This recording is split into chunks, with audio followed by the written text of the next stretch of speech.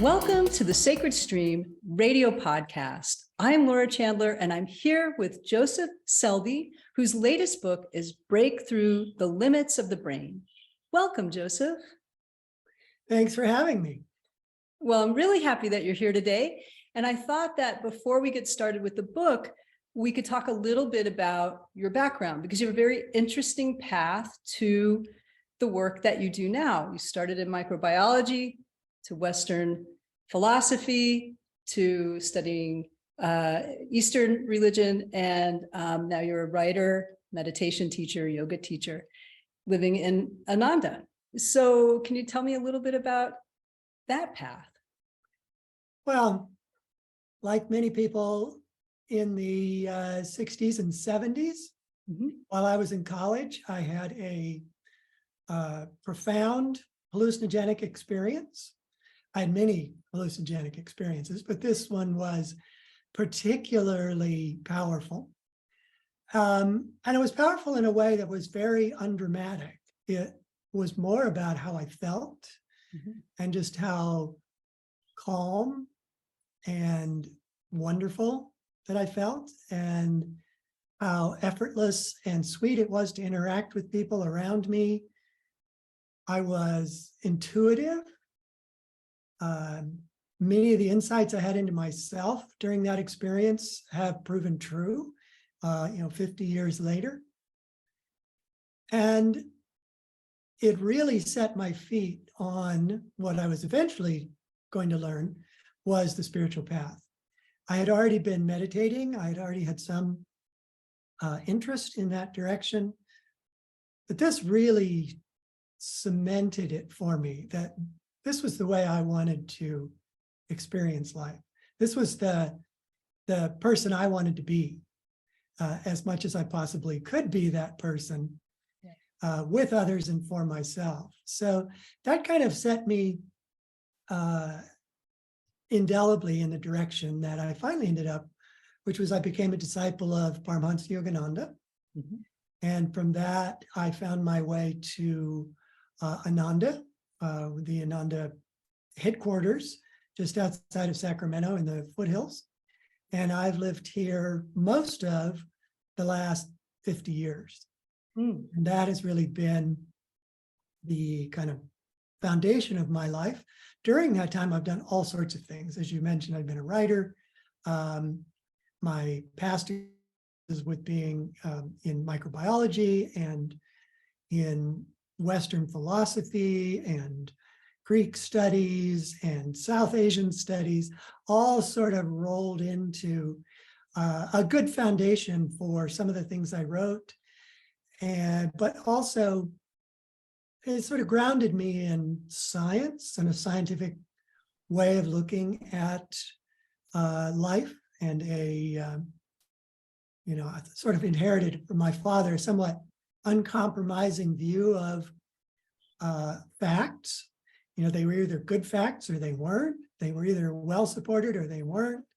And I came to appreciate how valuable it was to people to have the spiritual truths that pretty much everybody has heard, but to have them grounded in scientific facts and in scientific discovery and theory. And so that became a theme for me. I was a teacher for decades within Ananda. And then as I wrote the books, I sort of went farther afield onto programs like your own and programs like Gaia. But I always remained this constant kind of personal connection I had to explaining how spiritual truth is grounded in science, and that science is in fact grounded in spiritual truth.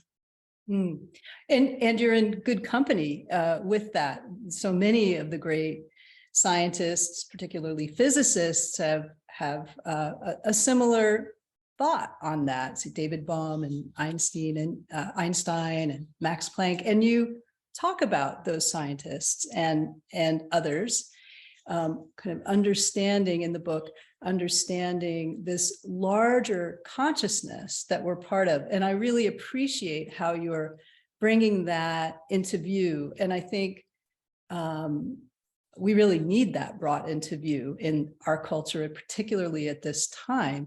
You're speaking a language a lot of people are interested in. To start, I guess I just want to know what inspired you to write this particular book. You've written several books. And help me out here. We're talking about Break Through the Limits of the Brain. Break Through the Limits of the Brain. Yeah. So a prior book I wrote was called The Physics of God. And it was very, very conceptual, but as I like to put it, it sort of connected the dots for people between the many scientific theories they've probably heard of and the many spiritual concepts that they've also heard of, to make the case that they're just two different ways of looking at the same reality. This book, Breaking Through the Limits of the Brain, was more of an attempt to give people a perspective that is more grounded in their own experience, rather than completely conceptually out into the galactic gases, so to speak. And neuroscience is the focus of the book. Mm-hmm. And I think neuroscience comes as close as any scientific discipline to helping people understand how meditation in particular can benefit them, but also how many spiritual practices, from prayer to yoga to Tai Chi, can change the very way in which their brain works for them. Mm-hmm. And one of the intriguing things about neuroscience and understanding the wiring of the brain and how the brain becomes wired is it became very evident, and this is perhaps something obvious to most people, but it's very evident in neuroscience, that our brain can be our best friend and our worst enemy. And it's really up to us as to which it's going to be, or which it already is.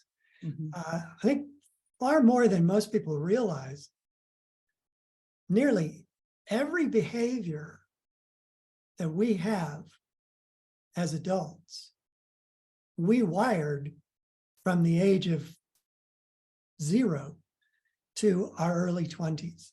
Mm-hmm. And they include physical abilities. When we're young, one of the first challenges we have is to learn to use our bodies, to hold things, to walk, eventually to talk. But all those motions created circuits in our brain. And we each create unique circuits. I had long heard that everybody's walk is unique, and that there are people who can recognize people more from how they walk than how they look, because it's so characteristic.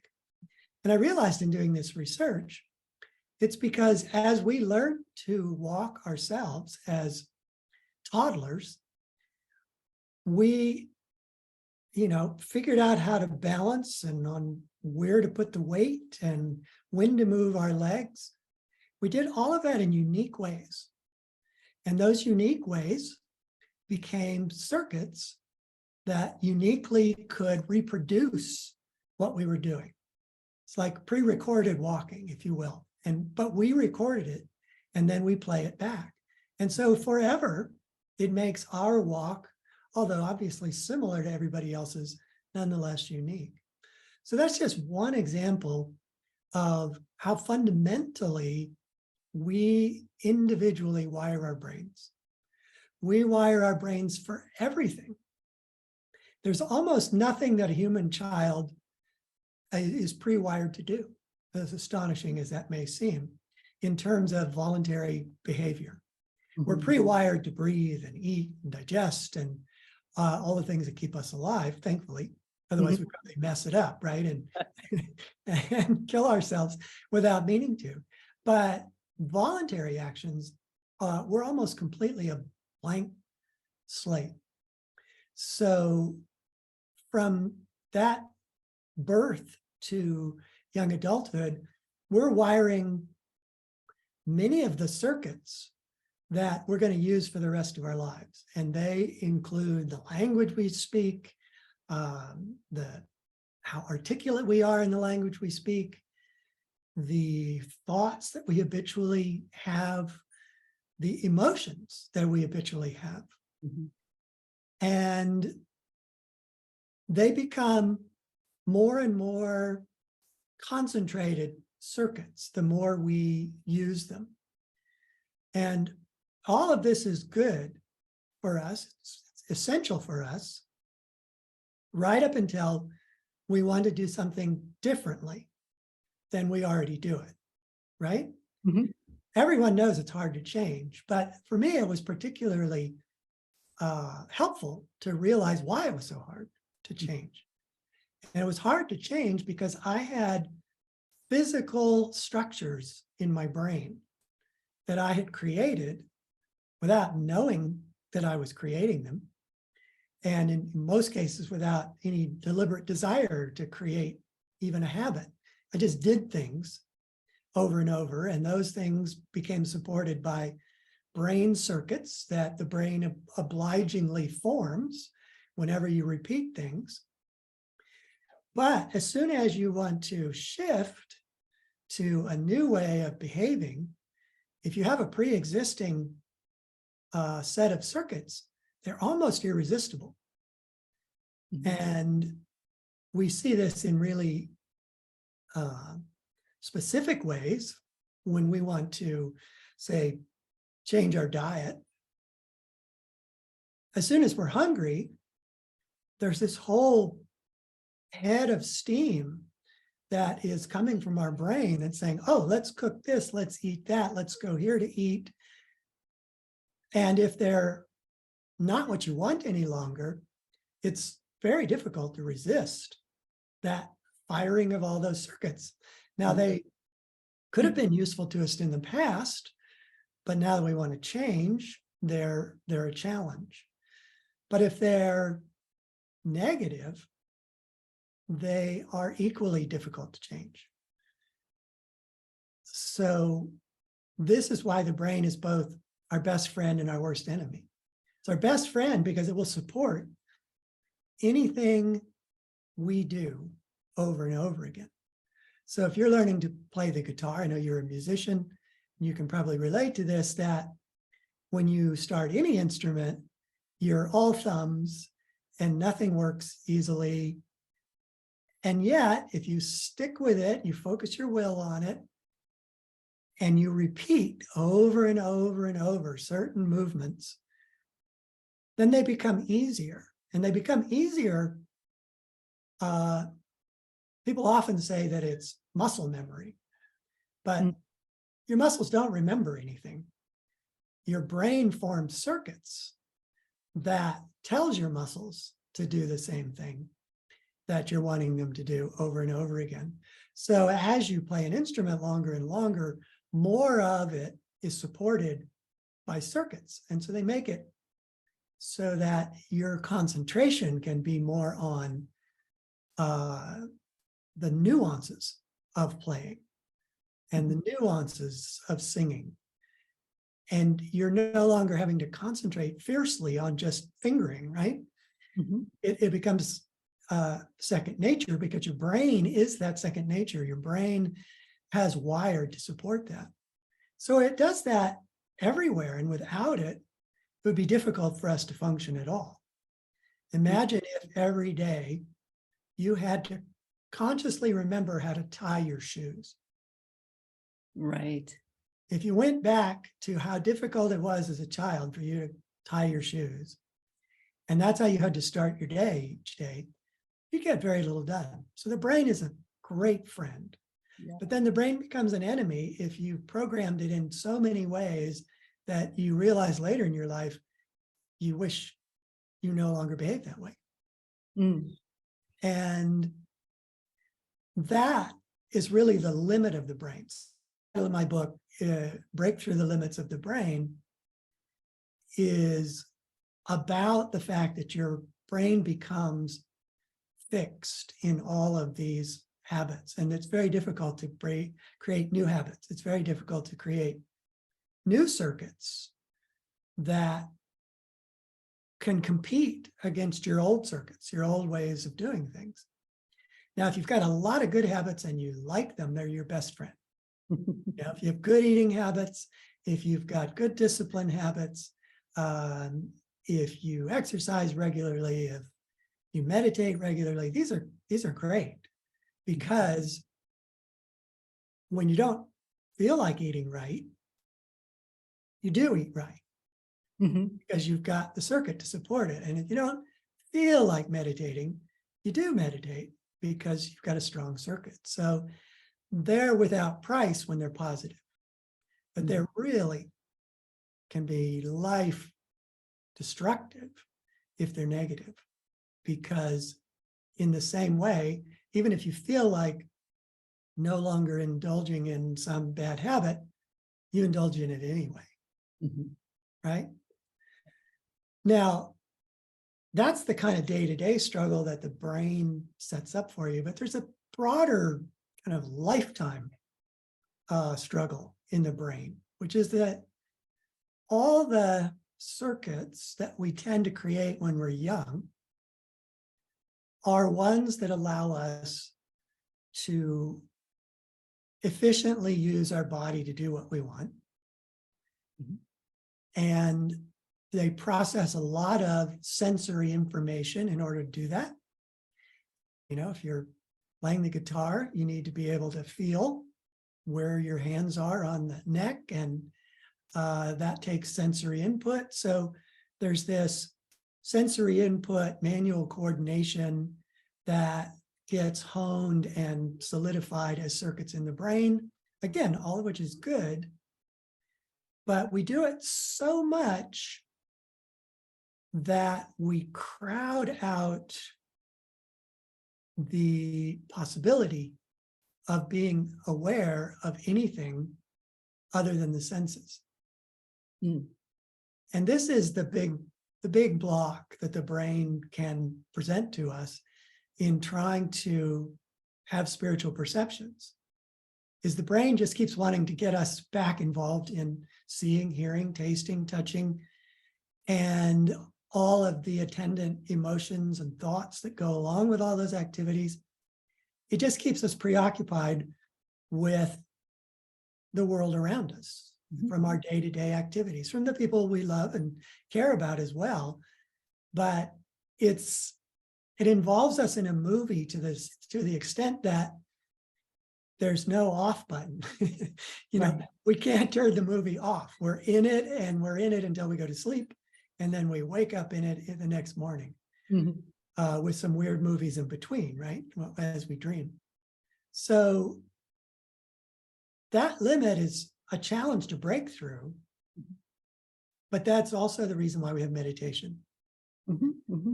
Meditation can also be supported by these circuits, and meditation in particular helps us get beyond just sensory experience. Yes, it's very helpful. And you talk about how to do that. And I just had a question that kind of occurred to me when you were talking. To what extent, I hear you when you say the brain is really focused on physical reality, kind of on our physical senses and the things we have to do to be in the world and, tie our shoes, avoid getting hit by a car, that kind of thing, right? And yet there's this larger consciousness kind of in the unseen realms that we also can tune into, and meditation is a big help. And I want to get into some of your suggestions on how to do that. But my question is, how much do you think culture plays a part in helping to bringing about more consciousness or attuning to consciousness? Because it seems to me like, and maybe it's not culture, but it seems to me that we are naturally part of this larger consciousness. And are there other things that get us beyond, beyond just the natural tendency of the brain to focus on the physical reality? Is there more that goes into that? Well, I think there's the broader culture in which we exist, we live, interact.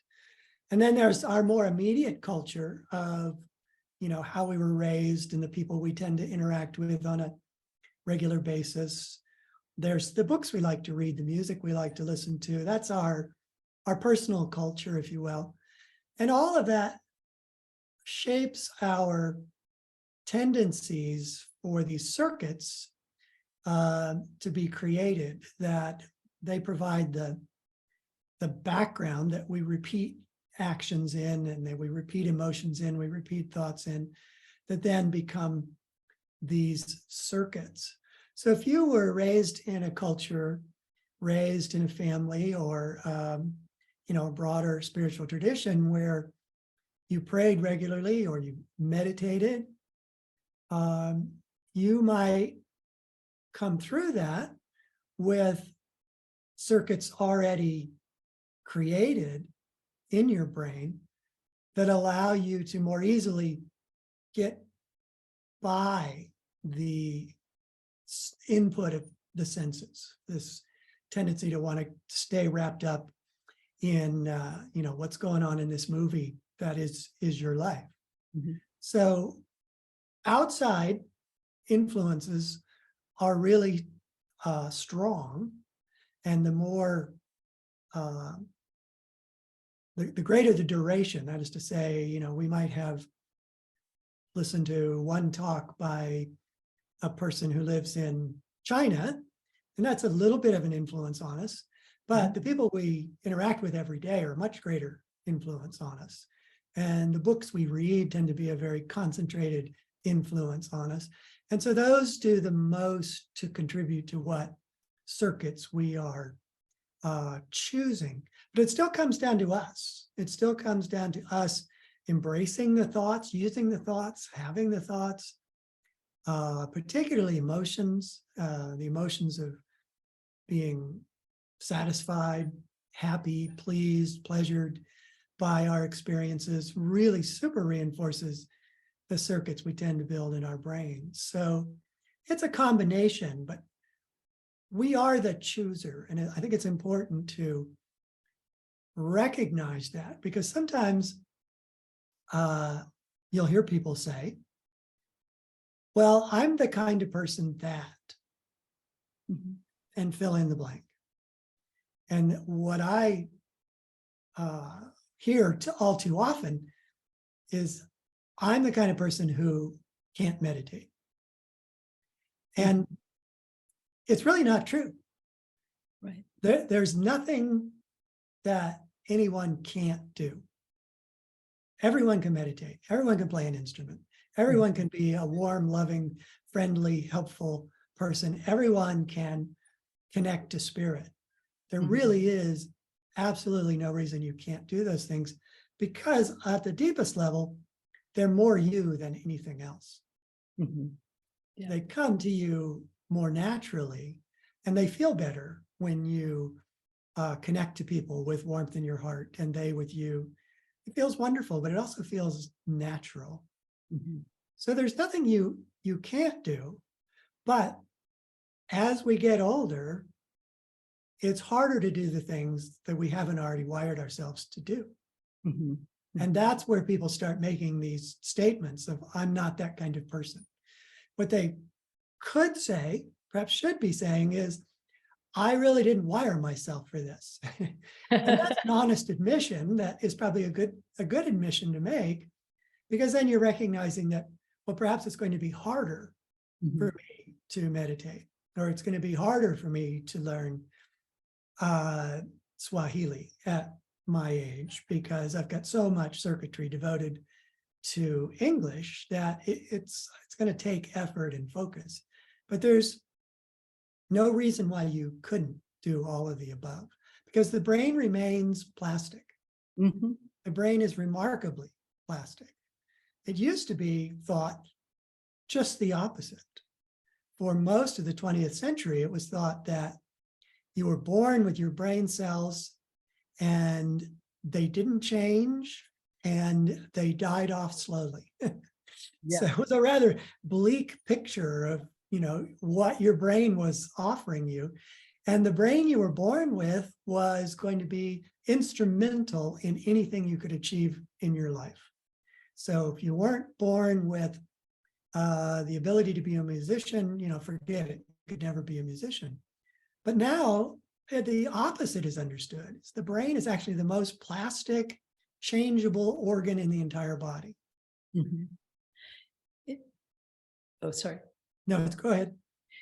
You the froze there for a second, so I don't know if I interrupted you. Well, I saw you about to ask me a question, so I stopped. Thank you. Okay, you talk a lot about neuroplasticity in the book. You talk a lot about it.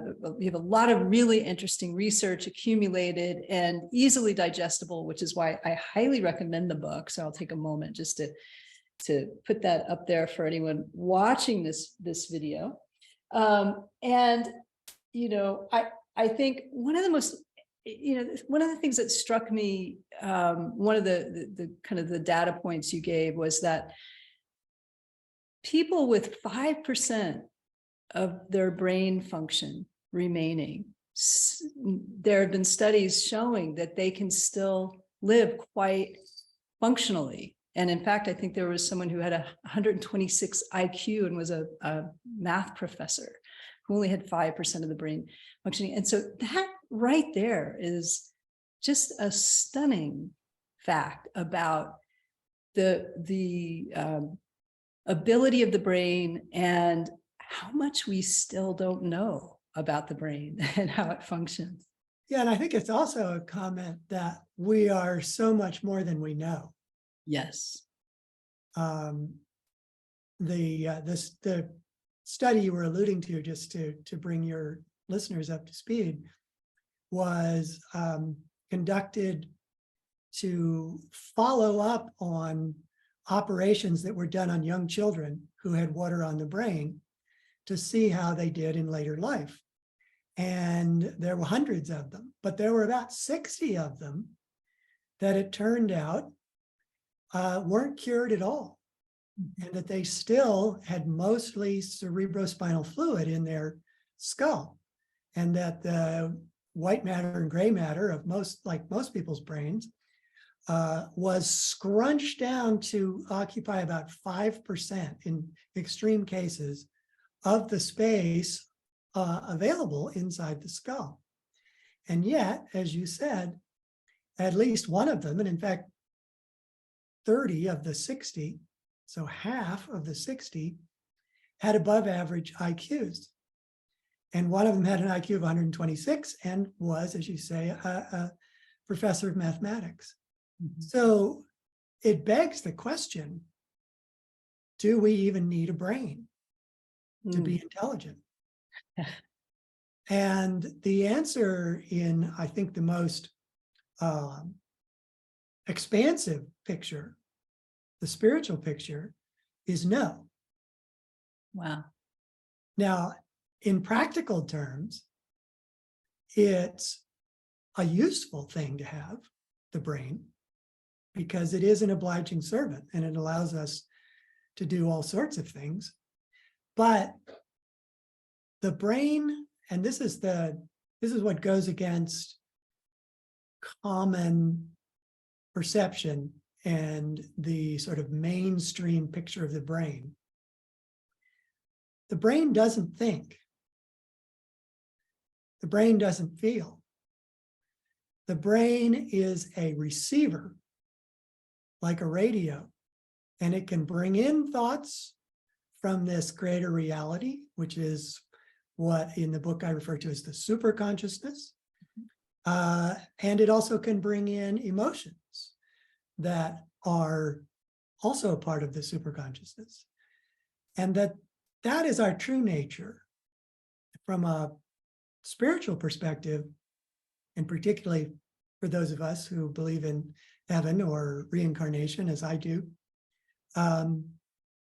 this time on earth is just a temporary period, but that when we die, we're going to have full abilities to think and to feel and to be alive and to know ourselves as individuals, and in whatever heavenly realms we might end up in, to interact with other beings that are there, like ourselves, who have graduated from the earth and into heaven.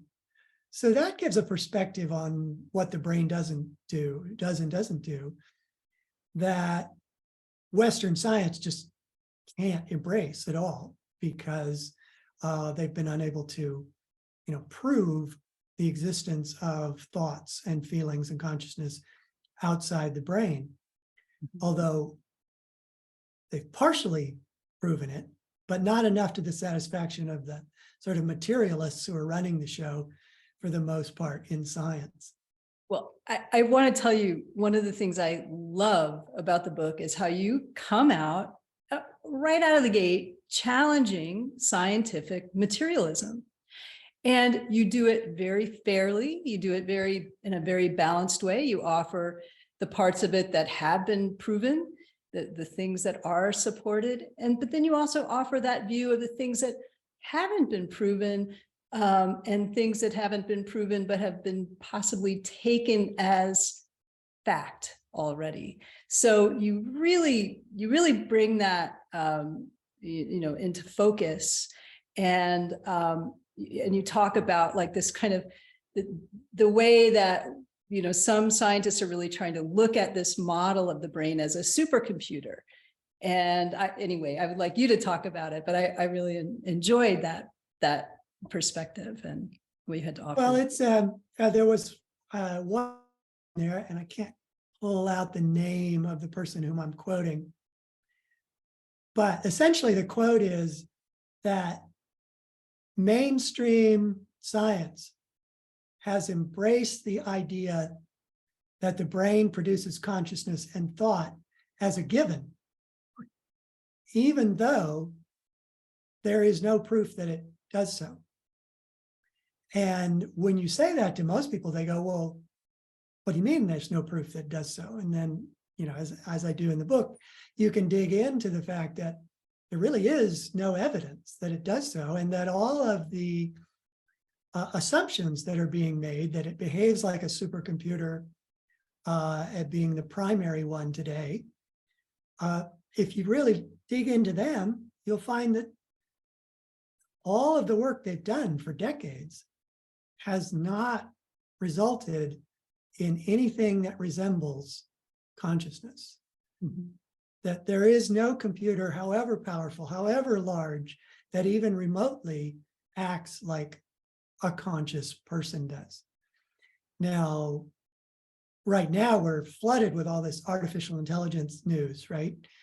Coming from every direction. And that seems to give support to the idea that computers are conscious, particularly when you have a natural language program, which is really what the big hubbub is about with AI today, is that you can have a conversation with this computer and they come back answering your questions very articulately, and they seem smarter than we do in a way, because they're very rapidly able to put together very cohesive sentences in a nice logical order and make a good point. But this is really just because they have,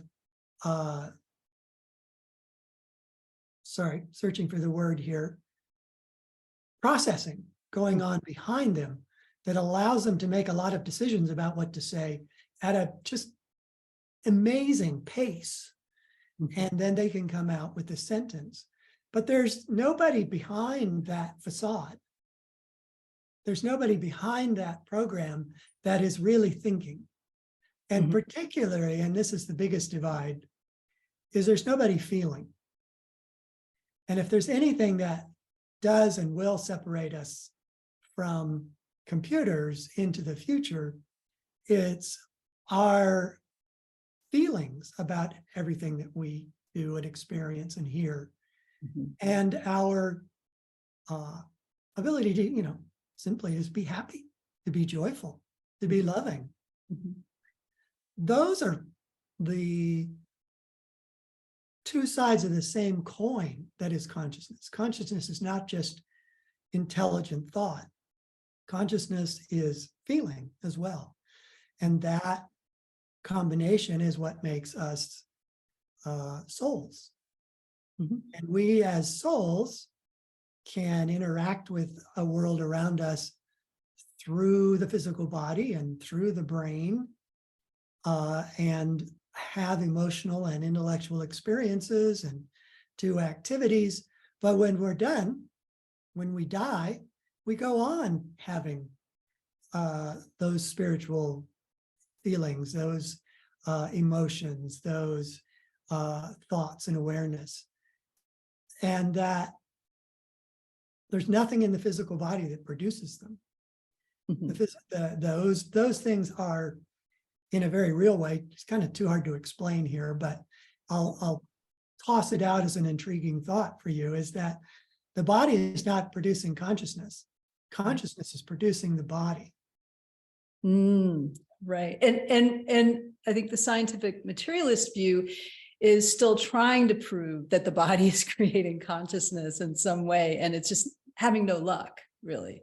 It's having no luck, I think, because they're just never going to find it. But in fairness, they just can't imagine that it isn't. Mhm. They just can't imagine that there is any other answer to the Mhm. question of where consciousness comes from. And therefore, they just doggedly are going to push forward, trying to find consciousness production in the brain, trying to see how the brain puts together, synapses firing here and there in the trillions to come up with a unique creative thought. Mhm. But what I think they're seeing is that when you have a creative thought, trillions of synapses fire. Right. Trillions of synapses don't fire to create the creative thought, but it's the other way around. Mhm. Mhm. And that your soul, your higher nature, your super consciousness has kind of become funneled down to operate through the physical brain and the physical body. But that without that higher superconscious awareness that includes our thoughts and our feelings and our intellect and our awareness, the body would be unable to do much at all. Hmm. Thank you. Can you talk a little bit more about superconsciousness? You brought that up, and just what else would you like to say about that? I like the term superconsciousness. It can be interchanged with cosmic consciousness or higher consciousness or soul consciousness. But I like the notion of superconsciousness because it contains this sort of seed idea that the consciousness we have normally is a smaller version of the consciousness that we can achieve, which is superconsciousness. It's not as if we go through some fundamental flip and leave our consciousness behind and achieve superconsciousness. Rather, we just keep expanding our awareness. Yeah. And when we have an intuitive hunch, we're being superconscious. Hmm. When we have a creative flow or peak experience, we're being more superconscious. We're being conscious beyond the limits of the physical brain and body. So as we meditate, we'll have experiences that are more superconscious. You'll start to feel a connection to spirit, but you'll also realize that you are spirit. Spirit is you, you are spirit. There's no division. And all of that experience is expanding your consciousness, making you more and more super conscious. And when you die, you immediately expand into much greater awareness. Mhm. If you read many of the stories told by near-death experiencers, many of them relate to or relate the experience of suddenly just knowing more, just understanding more, feeling more.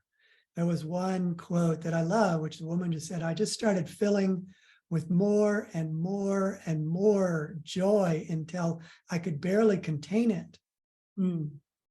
Because there was no longer this physical instrument having to, channel that joy down into what we can experience through our, limited emotions while in the body. And once the body was gone, that unlimited joy that is our true nature was much more accessible. Yeah, you have in the book a chapter called "One Foot in Heaven, One Foot on the Earth," and it makes me think also of this idea that we hear this phrase a lot, where spiritual beings having a physical experience. And could you talk a little bit more about that? This idea of like just what you're saying, we're expanding and we're holding more and bringing this experience of the spiritual, of ourselves as spirit, into a more awareness in our physical day-to-day. Well, we are souls that have bodies. We're not bodies that have souls. So our greater reality, our more fundamental reality, is this superconscious self. So we always have that one foot, if you will, as I used in the analogy, in heaven already at any time. And that the two of us interacting or interacting directly physically with another person, there's a whole lot more going on than just two bodies communicating, because my thoughts are coming from higher consciousness. Not to say that they're, super thoughts, but just everybody's thoughts are coming from higher consciousness. Everybody's feelings are coming from higher consciousness. They don't originate here. And so I'm talking to you with the half of me or the 3/4 of me or the 90% of me that is my soul. And you're responding to me from the 90% of you that is the soul. And it's really our mouths, that are moving to communicate it in words that we can understand through our ears. That involves the one foot we have on earth. Now, there are times when that emphasis shifts, when we're doing much more intensively focused physical activities. So let's say we're running or we're working hard or working physically hard. Then because more of our attention is required to do that activity, more of our one foot on earth is where we're centered. But we're never wholly in one or wholly in the other. We're always one in both places.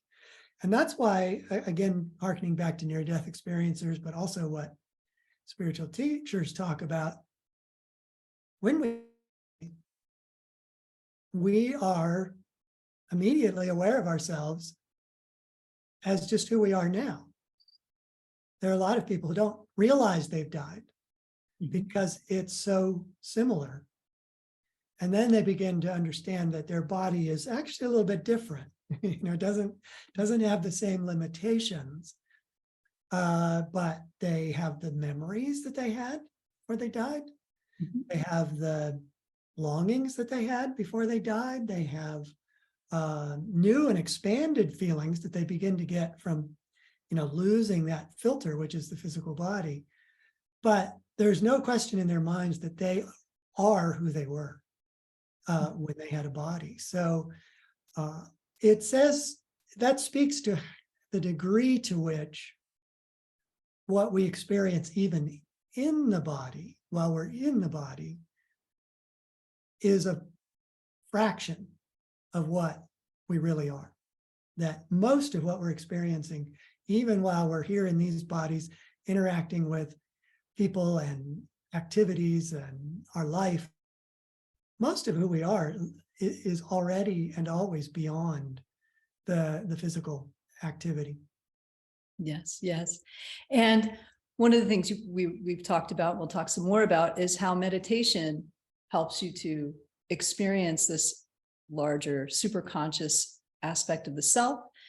And you talked earlier too about rewiring the brain, and you offer a lot of instruction and help in the book for how to do that using meditation. So I don't know if you have some things to say about that. Sure. Well, speaking to myself as well as everyone else,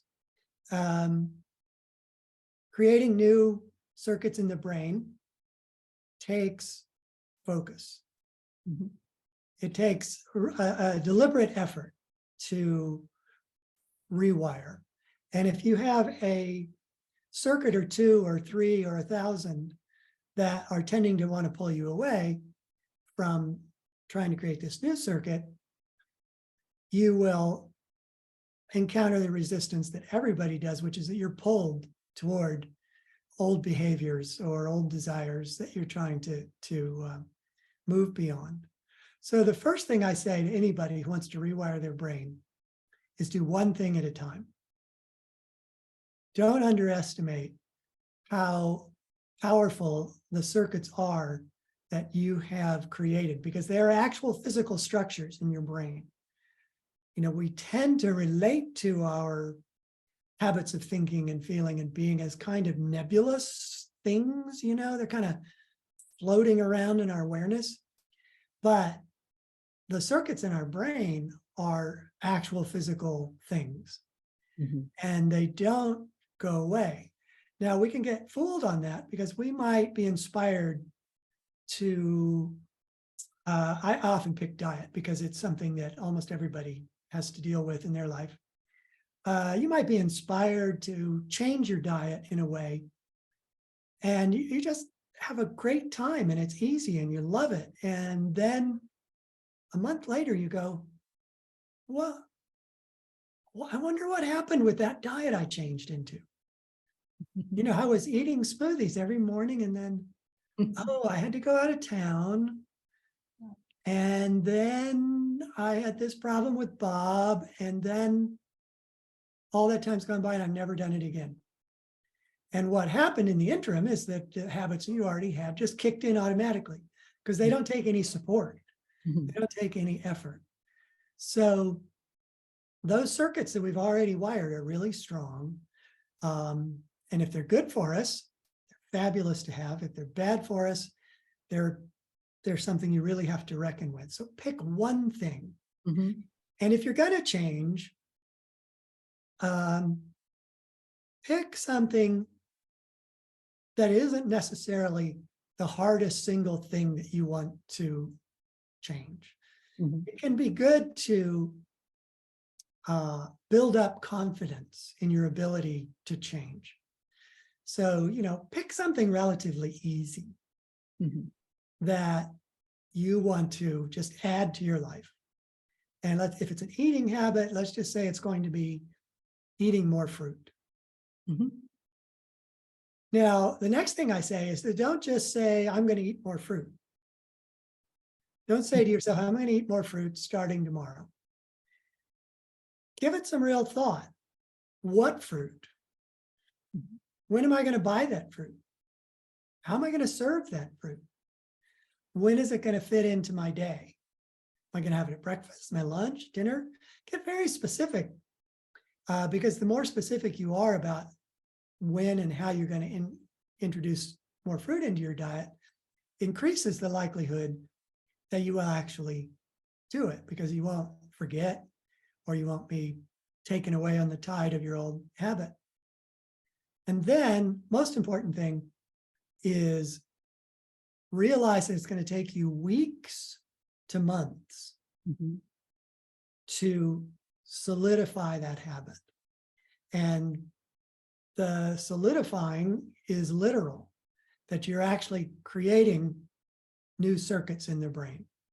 Each neuron in your brain and there are 100 billion of them, is capable of creating connections to every other neuron in your entire brain. And you're literally making connections to other neurons that are already part of other circuits that are doing other things. So you're building this network of synapses that when they fire, they influence other circuits in your brain, or other circuits in your brain influence the circuit you're trying to build, which is good.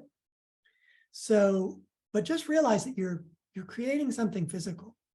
And so you need to stick with it until it passes this test. And this test is, if I take my attention away from this, do I do it anyway? That is really helpful. Is the fruit on my shopping list? Good. Is the fruit in my next meal? Good. Did I do this while being completely caught up in some other issue in my life? Great. That means you actually created a lasting new behavior that is now supported by circuits in your brain. So if you apply that to what I think should be everyone's number one choice, if they don't already do it, is to meditate. Meditation has a lot of benefits, and therefore people are drawn to it for a wide variety of reasons. But I think the core, most important, most value-giving reason to meditate is that it connects you to your higher superconscious self. And your higher superconscious self is intuitive, it's loving, it's joyful, it's concentrated, it's full of these qualities that may be one of the reasons why you want to meditate. But the beauty of meditation is that it's like planting a seed that has many, many branches that will benefit you. And so if you don't already meditate, I highly, highly recommend that you do it. But if you don't already meditate, you're going to find it challenging to do. Your brain wants to wander through all this wonderful circuitry that you've already created. We've all had this experience of sitting down to think about one thing and end up thinking about something entirely else. It's amplified when you sit to meditate. Realize that it's going to take some discipline. So do the same thing. Think about, when am I going to meditate? How long am I going to meditate? Am I going to do a technique, which I highly recommend and I offer in my book? And then stick with it. Stick with it for weeks or months. And when you start having difficulty with something, weeks to months becomes like a long time. And you start telling yourself that this is never going to work. I'm not the kind of person that can meditate. What I like to say to people, because of the nature of the brain and the circuits that can fire and make you think all sorts of things, is don't believe everything you think. Good advice. Yeah. Don't believe everything you think. So when you start telling yourself, this isn't worth it, I'm not the kind of person that can meditate, it isn't what everybody says it is, and I knew it all along, it's not that good, just ignore that. Just stay with the original focus, whatever it might have been, and you just simply want to be more relaxed, or you want to be more concentrated. Keep doing it, keep doing it, keep doing it, and you'll get over a hump. And when you get over that hump, will be different for everyone. But when you get over that hump, you'll sit down to meditate one day and you'll realize, oh, that was easier. And that was wonderful. I really finally got something great out of it. And now I can see why people like to meditate. So just stick with it. And if there's no other habit that you create in your entire life, which of course is unreal, but if there's no other habit you create in your entire life, this one will give you the most of any that you ever have, because it brings superconsciousness naturally and effortlessly into everything that you do. And it's sort of a silent boost, Mhm. an unseen boost to everything that you do and everything that you feel. It keeps negative emotions from being too overpowering. It makes positive emotions even richer. It allows your mind to be calm and focused, because all of those things are really who you are. But most of all, you just feel happier. You Yeah. feel joy. You feel, um, you know, things that used to knock you for a loop just don't, Mhm. because you are able to remain centered in yourself, centered in feeling happy, joyful, loving, giving, all the things that you want. You're making this connection to your greater self, to your superconscious self. That's really what meditation does for you. It connects you to who you are.